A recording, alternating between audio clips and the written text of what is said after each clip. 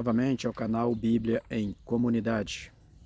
Nesse vídeo nós vamos refletir naquela sequência da pessoa de Jesus, refletindo sobre o que diz Jesus sobre si mesmo e também como que Jesus passa a ter consciência da sua missão.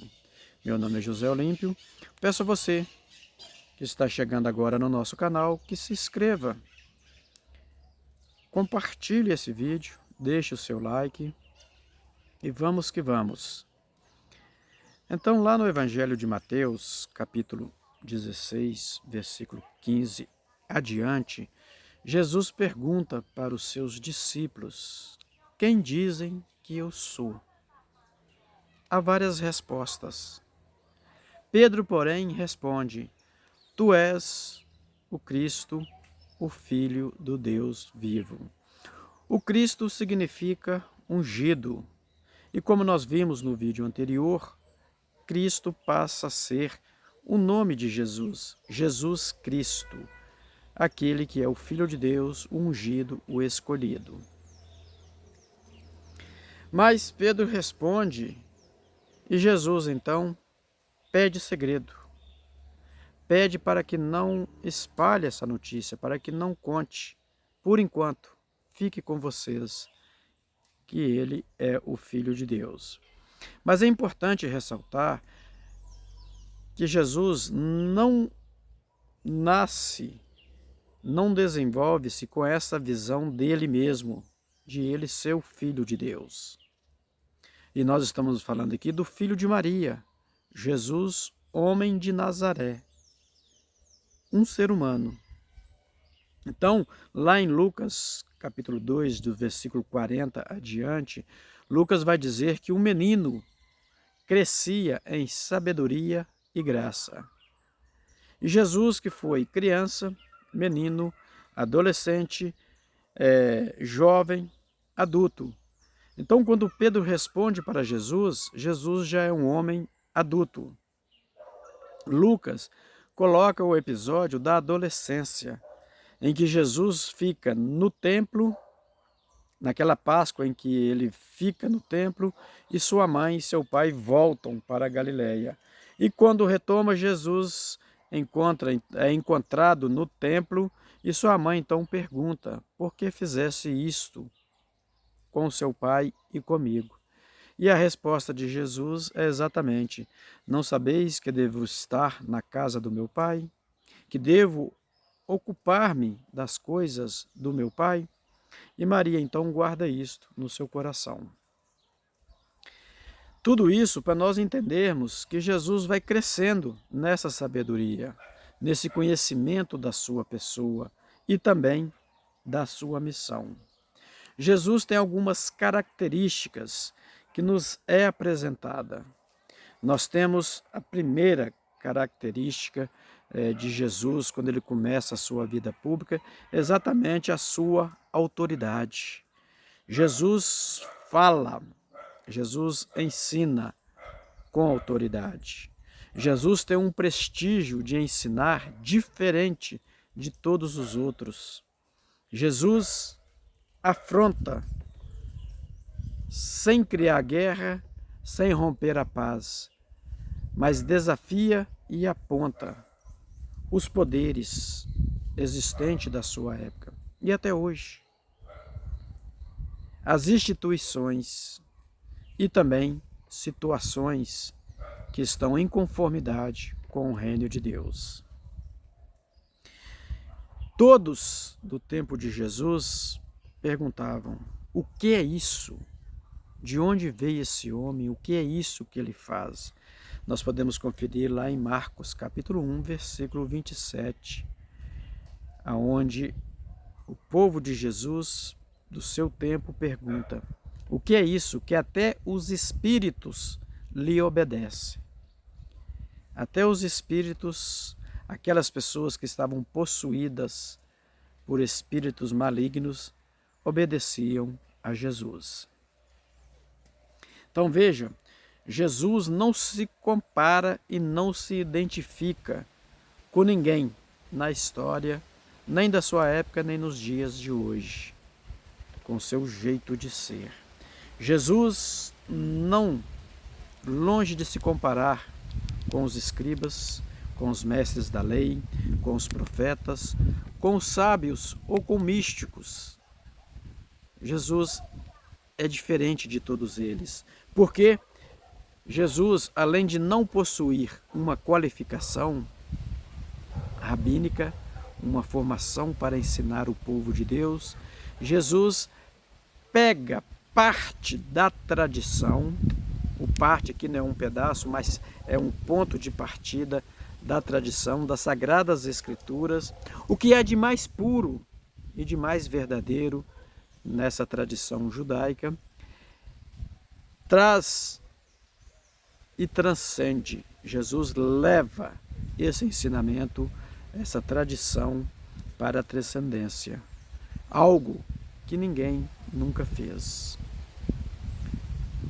Ensinar as coisas do alto. Jesus fala do reino de Deus, Jesus fala do reino dos céus, não fala de si mesmo. Portanto, Jesus não fala de si mesmo, mas fala de Deus, fala do reino dos céus, e aí nós podemos então ir conhecendo Jesus. E Jesus, ele tem um grito para o seu povo da sua época que ecoa até hoje e é para nós. Aquele povo judeu que era muito preocupado com a pureza externa, não entrar na casa de um pecador, lavar as mãos antes da refeição, não por higiene, mas por purificação, e se purificar de vários rituais, não tocar numa mulher nos seus dias de menstruação, tudo isso era sinais de impureza para o povo. E Jesus então vai dizer que a pureza precisa estar no coração, não é uma pureza externa. Então Jesus pega essa tradição da pureza e vai dizer: a pureza é de dentro para fora e não de fora para dentro. Jesus vai pegar a tradição do sábado e vai dizer que o sábado não foi feito para oprimir o homem, mas o sábado foi feito para o homem e para a mulher, conforme nós lemos em Marcos, capítulo 2, versículo 27 adiante, onde Jesus se diz Senhor do sábado e que a vida tem prioridade sobre os preceitos sabáticos. E assim Jesus vai mexendo e fazendo com que a tradição vai ganhando transcendência. E Jesus então vai se destacando e se mostrando como algo novo. A boa nova. Jesus é a boa nova esperada pelo seu povo. Agora, como que Jesus tem consciência desta missão? Nós que estamos agora no ano vocacional, nós que muitas vezes buscamos entender o sentido da nossa vida, buscamos entender para que viemos ao mundo, o que estamos a fazer aqui. Talvez Jesus em algum momento da sua vida tenha se questionado, perguntado: o que estou a fazer no mundo? Qual a minha missão? O que devo fazer? Então Jesus, como que Jesus vai se descobrir, crescer na graça, na sabedoria e realizar a missão, aquilo que Deus o enviou para fazê-lo? Então Jesus parte de um relacionamento próximo, íntimo com Deus. Como era esse relacionamento de Jesus com Deus? Jesus era um homem orante. Jesus orava constantemente. Jesus tem como fonte da sua missão a sua oração, o seu relacionar-se com Deus, o seu falar com Deus. Toda a missão de Jesus está pautada na obediência ao Pai e na oração. E muitas vezes nós queremos entender a nossa missão, mas não pautamos a nossa missão na obediência e na oração. Jesus então nos ensina isto neste ano vocacional. Jesus tinha uma oração solitária, uma oração ele e o Pai, por horas, às vezes até por noite. Jesus orava à noite, às vezes a noite inteira. Jesus orava por lugares desertos. Jesus fugia das multidões para poder estar num relacionamento com o Pai. Jesus se afasta de todos para poder ter intimidade com Deus. Muitas vezes em nossa vida nós oramos em comunidade e oramos pouco na oração solitária. É preciso aumentar a nossa oração solitária para que a nossa oração em comunidade possa ser mais eficiente, mais viva, mais fervorosa, mais significativa de missão diante daquilo que nos propomos a fazer em comunidade. Meu irmão, minha irmã, peço a você que deixe no comentário se a oração é a fonte da minha vida vocacional.